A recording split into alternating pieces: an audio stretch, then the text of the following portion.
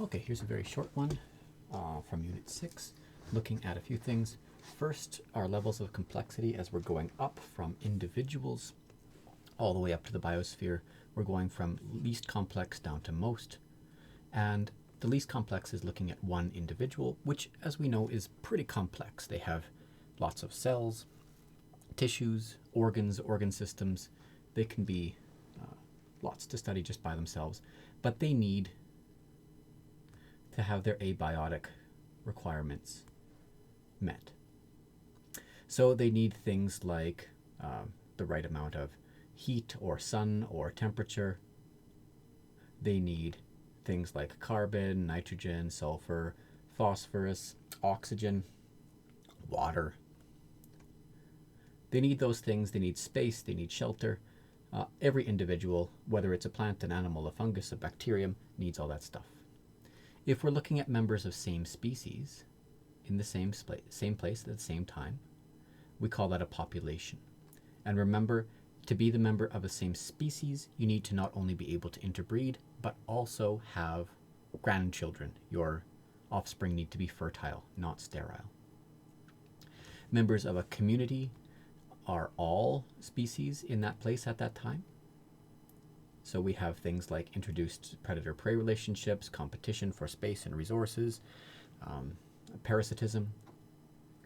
When we get to the ecosystem level, this is where we include the abiotic and biotic factors, and we integrate them, and how they relate to each other. If you cut down a tree, or not one tree, you cut down an entire forest, the abiotic components in that area will of course change. Those trees were doing transpiration, they were doing photosynthesis. The amount of oxygen produced will go down, the amount of moisture in the area will go down, and the amount of spaces for other things to live will also decrease. And similarly, abiotic factors affecting biotic is much more direct. You think you live in a cold place, okay, you can only have certain types of life there. Or you live in a very windy place, or a very high altitude, very salty place. Those will all only allow certain types of life to survive. Big types of ecosystems are called biomes. We'll look at some over here. There's not that many, and they're pretty vague, but they give us a sense. You know, something that's living in the tundra is not going to be the same as something living in the desert or a rainforest. The biosphere is the whole Earth, and of course the most complex of these systems.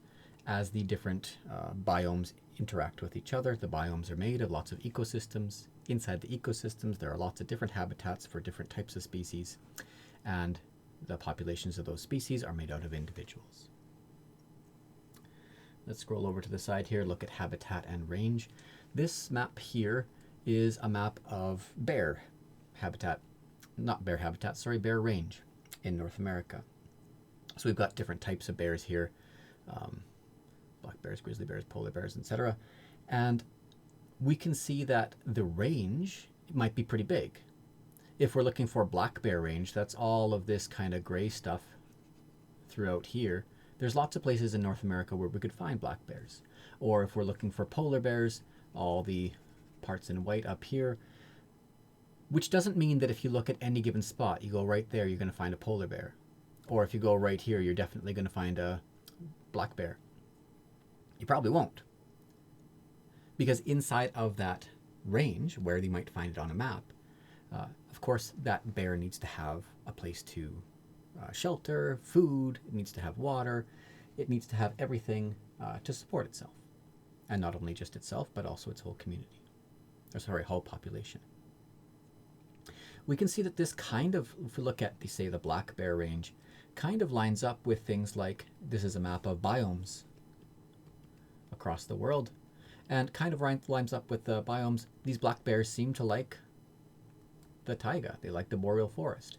Now, there are also other places where there is no taiga, but we can see that there is a correlation between what types of ecosystem, so biomes are big types of ecosystem, and what can live in there. And when we looked at different places where things can live, we also noticed things like the temperature and precipitation have a lot to do with which type of biome you'll see. So if you live in a place where the average temperature, so mean is average, is 25 degrees Celsius, that could be a desert or a savanna or a rainforest. And the main factor there, since they all can work in sort of the same temperature range, is going to be precipitation. If you get very little precipitation, then you'll be in the desert. If you get a little bit more, you'll be a savanna. A little bit more than that, or a lot more than that, you get a rainforest. Same here. If we look at these ones, semi-desert, grasslands, deciduous forest, and temperate rainforests, the main deciding factor of which type of biome you'll see will be how much precipitation. But of course, it's not the only thing, right? If you're looking at an ecosystem, you're looking at what's going on. Here we have a little valley, and in this valley we've got one slope that's very bare, that's going to be receiving lots of sunlight. We can tell from this picture which way the sun generally shines. The sun is generally up over here. So if this is in the northern hemisphere, which it looks like it is, then this is south over here and this is north over here.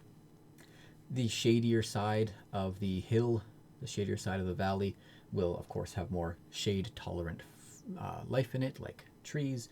And on the sunnier side, we'll see things like grasses. This will be good for like farming, whereas this would be better for growing trees.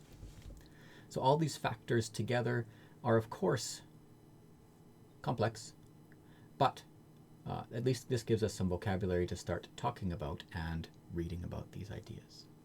I'll make some more short ones right away.